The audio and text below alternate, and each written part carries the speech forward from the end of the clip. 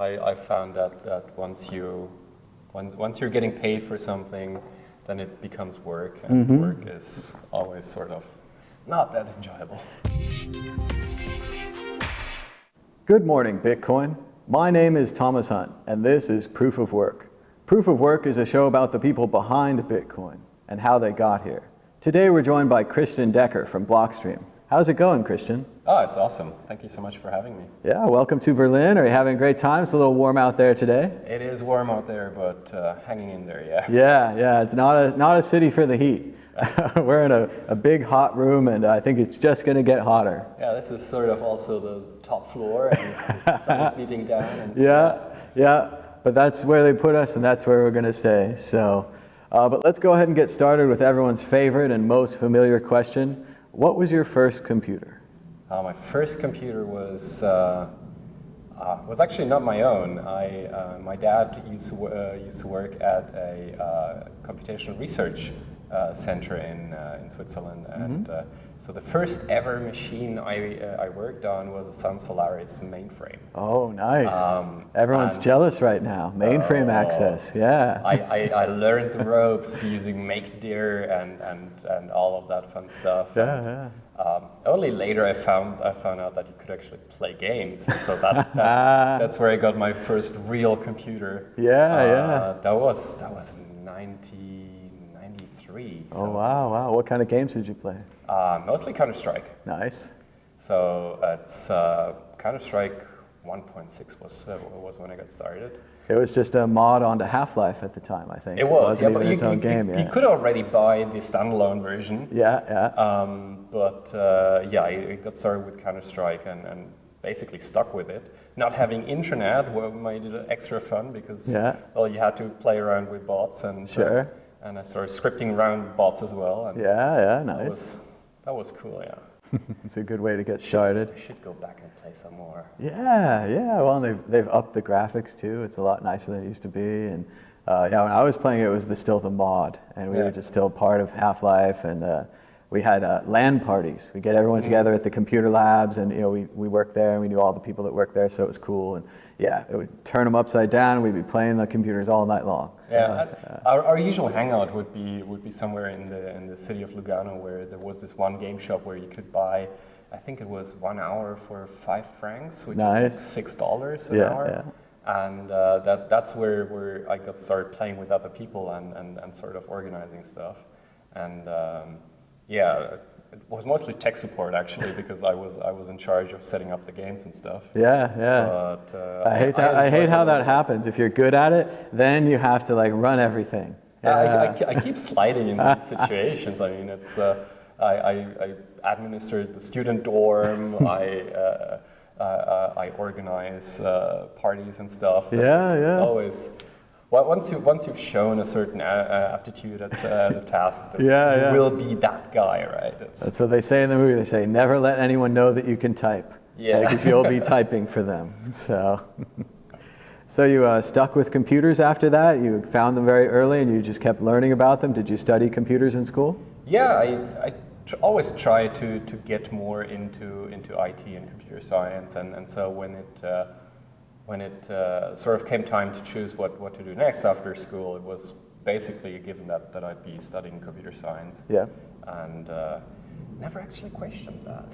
So you took maybe I should have. No, I don't know. I mean, I tried computer science, but I didn't take to programming well. The concepts were too abstract. A few years later, they showed me PHP and MySQL and databases, and I got that. I could write a blog, put the data in, take the data out. I understood all that. But when it was abstract, like arrays and numbers, I was like, what are we doing this for? This doesn't make any sense. I got frustrated, and then I was out. But did you take to programming really well? Did it work for you?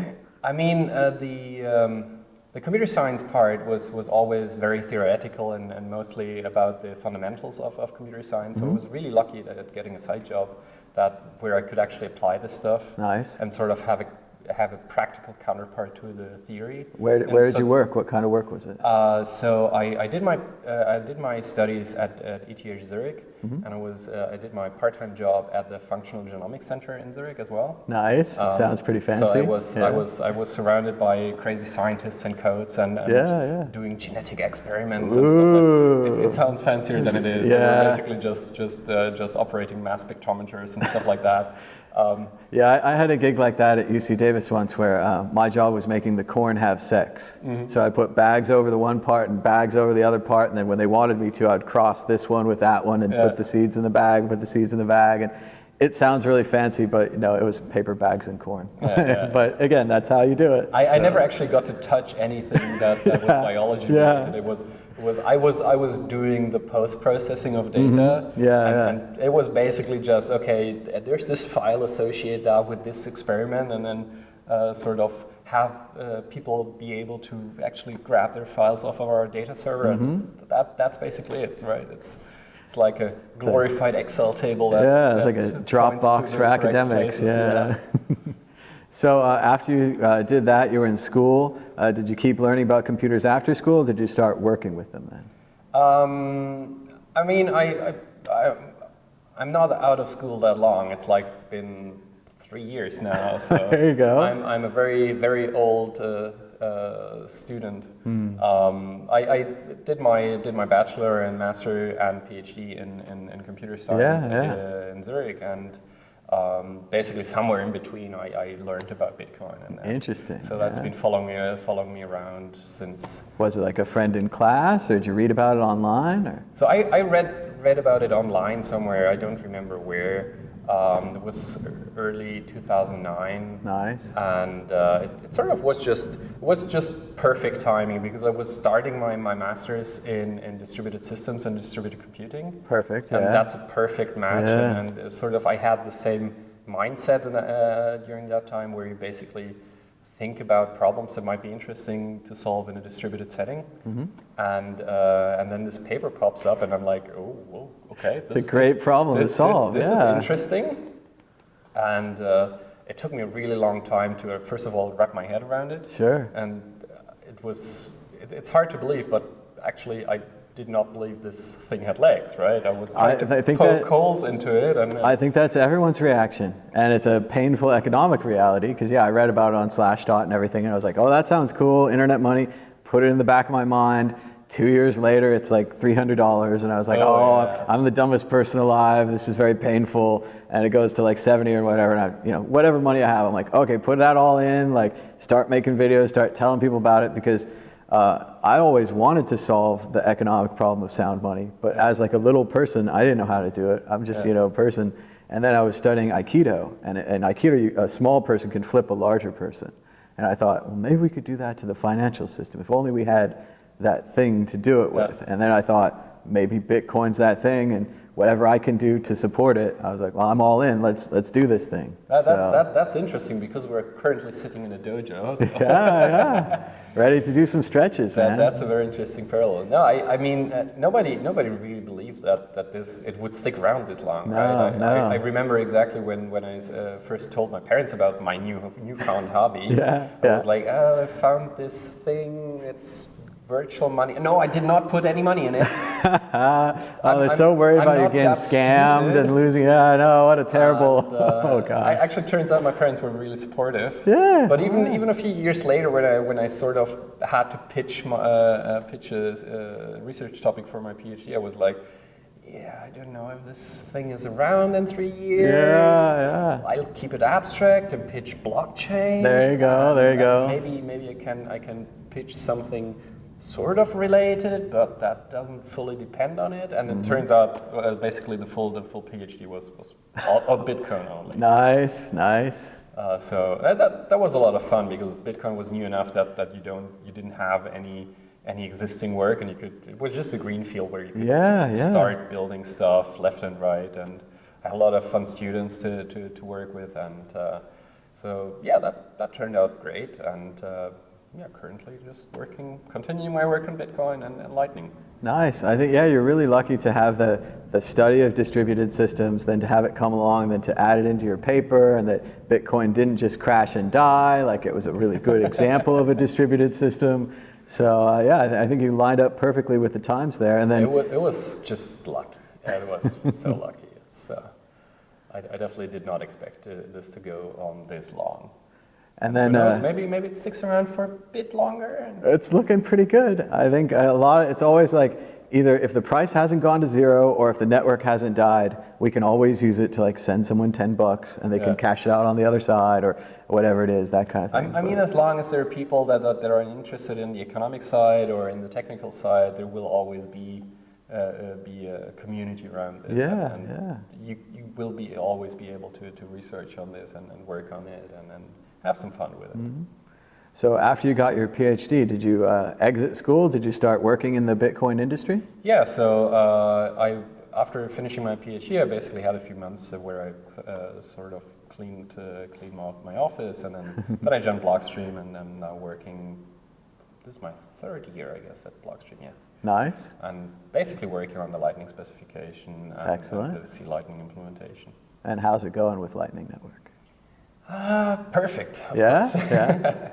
No, I mean, it's picking up speed way quicker than I expected it to be. It was always sort of this niche thing, and all of a sudden, like last year, people actually started putting up conferences for this kind of stuff, and I was like, whoa, you can fill a room with 200 people talking about Lightning. That's interesting. And it always used to be this very niche thing that people were worried about, but I think the fee issues that we had in 2017 sort of put this scalability issue front and center. Sure. And, so that's definitely also been good for awareness about the issue, and people are starting to look at solutions for that. And who knows, maybe Lightning is part of that solution. Or maybe we're just building some fun technical solutions for non-existing problems. Well, and even then, the code, the ideas could be reused. They could be attached to another system, that kind of thing. Yeah, it's not just wasted effort. It's an interesting structure that you guys are building.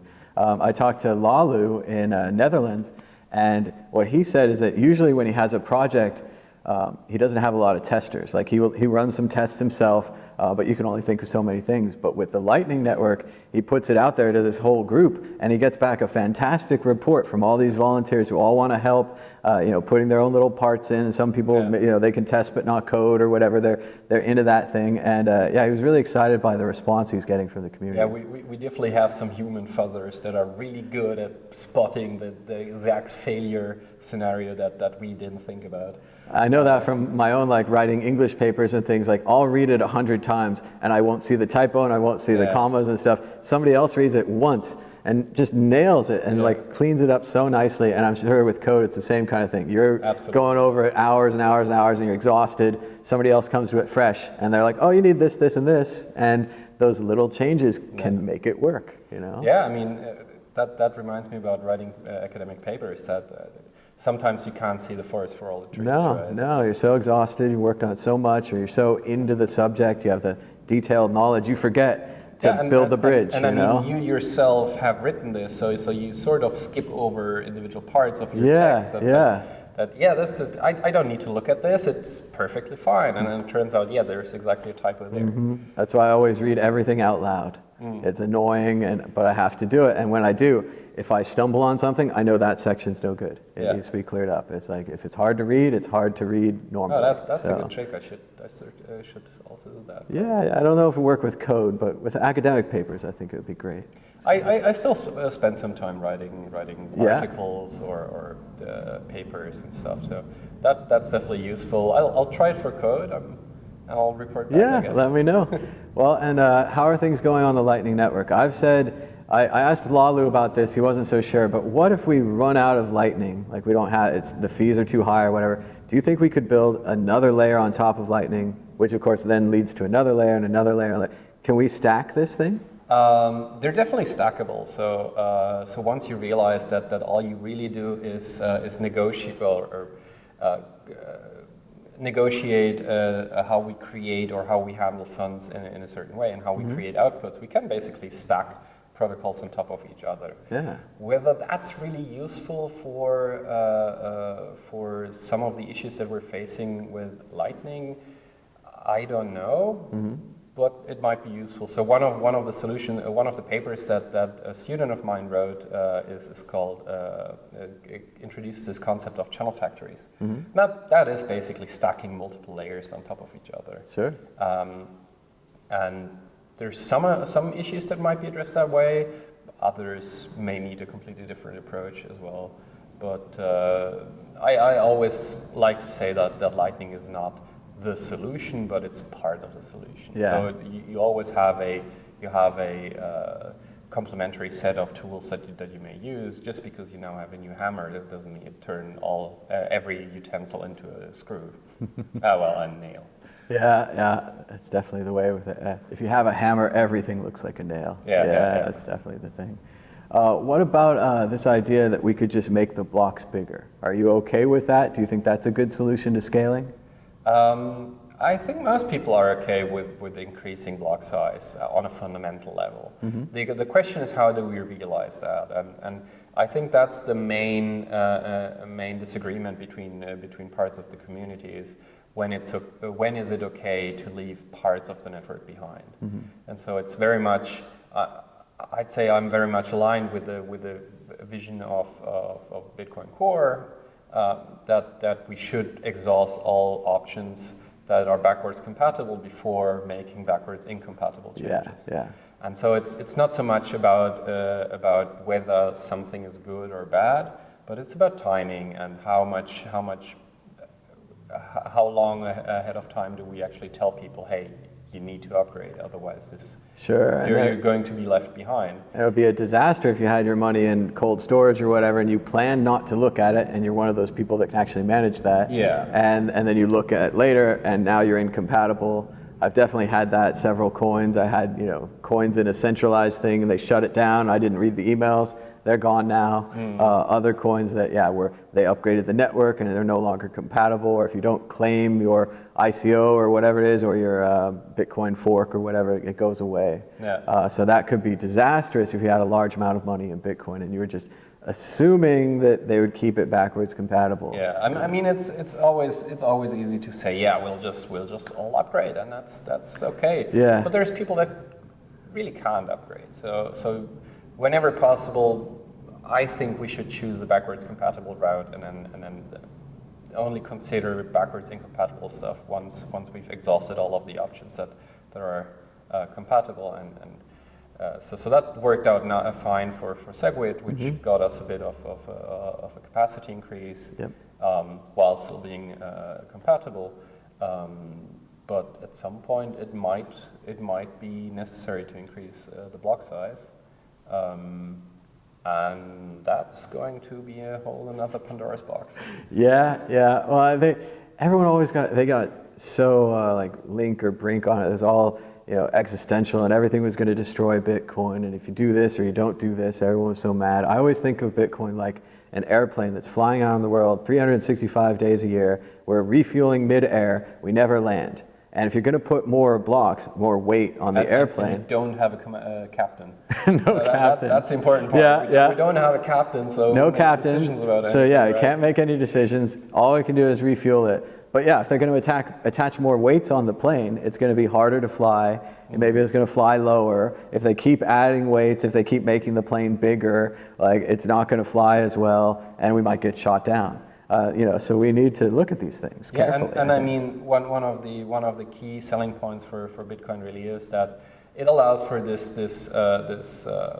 independent verification of what happens, right? And if you put up hurdles towards against this independent verification, then you start losing sort of your key selling point, right? And at some point, you're at gigabyte blocks, and now you sort of have to have a data center processing these blocks. And then how is that any different from banking systems? If there's only 9 data centers, I can take them all over, or I could blow them all up, and then you can't use your Bitcoin anymore, and I win. Whereas if we have the nodes, if we have the miners all over the world, certain parts of the network can continue, and the network will stay alive. Yeah, I mean, it's all about resilience. It's about empowering the individual to actually go and check that the money that I apparently received, I actually received. Yeah, right? yeah. And I mean, it's only going to get harder to actually perform changes on this base layer, which is one of the reasons why I really like these off-chain solutions, because it gets you back this flexibility that we've sort of lost by Bitcoin becoming valuable. I remember in 2009 and 2010, it was really, really doable to actually do some deep changes in the protocol. Sure, well, there was mistakes and problems that came out of that too. Because there was not so much scrutiny around it. There was there was less value to it, right? Yeah, people were less personally involved, and now people get really anxious about any change that you propose which is perfectly understandable. But there is this ossification of the base layer, sort of, and so with off-chain protocols, we get back our flexibility and our ability to experiment on new stuff as well. Yeah, I've seen Adam Back talking about that on Twitter, and what he said is one of the strongest things about the Bitcoin protocol is that it resists change, and that it's hard to edit. And you can propose a great new idea, and you can be best computer science in the world, all these things. Still, they're like, oh, we should wait 3 years, we should wait 5 years. So maybe it's not, maybe we need more papers, maybe we need more testing, whatever it is. And I think that's an incredible strength, being difficult to edit. Absolutely, so. It's not just editing state, but also editing how we manage state, right? Yeah. So what do you think about the idea that Blockstream is a conspiracy? Are you guys trying to take over all of Bitcoin and put the Lightning Network? And of course we are. I mean, that's how we make money, right? It's. I guess, I don't know. I think what people often get wrong is the causality of all of this, right? It's always seen as this company trying to take over development of Bitcoin, but we need to consider that the company was founded by a bunch of enthusiasts that have been working on this client for years on end in their spare time, and then it sort of became it became important enough that they wanted to dedicate their entire life to it, and so there needed to be some way of funding this, and Blockstream was sort of the attempt of funding some of this open source development.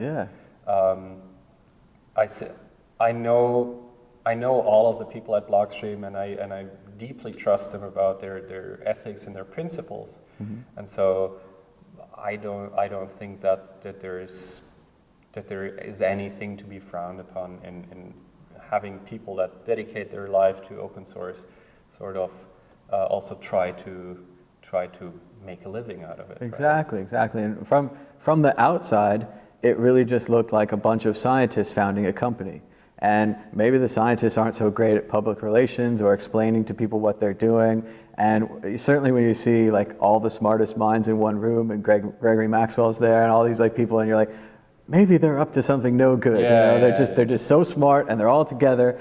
But on the other hand, you're like, if you really wanted to fix Bitcoin and add new things, you would want the smartest minds together. You would want, and you'd want them to not have to worry about food and rent and these things. You got a job, you can do what you want now, and you can work with the smartest minds. It seems like a good thing, but so much of the community, and especially the breakaway communities, see it as a negative, and they're painting it that way in the internet. So. I totally get that the appearance from outside is that there is this group controlling the development, but it was really an attempt to sort of enable people to concentrate more on the development. And by now, there's a couple of companies that are employing open source developers as well. So it's not Blockstream anymore, and that has helped a lot with the public perception of us controlling development. There's Chaincode now who's I think they have more core developers than Blockstream. That's what I heard. I'm not sure about the exact numbers. Yeah, I'll have to look. The internet will figure that out. Put it in the comments. But I mean, we're all basically geeks trying to work on shit that is interesting. That's what it seems like to me. A lot of people try to tell me the conspiracy theory, and I've even heard things where they think that all the transactions would go through the Blockstream satellites, and I was like, maybe some of them, but like, why would you do all if you're not in a developing country and you have good internet? Just use the internet to send your transaction. Why would you want to use a satellite? That doesn't make any sense. But I don't know. I hear that kind of stuff. It's always good to ask you and the people there because yeah, whenever I meet anybody, they always seem more like a scientist, more focused on their work, more academic in their approach. I haven't met anybody that seems conspiratorial or, oh, we're going to take over Bitcoin. I don't know. Exactly.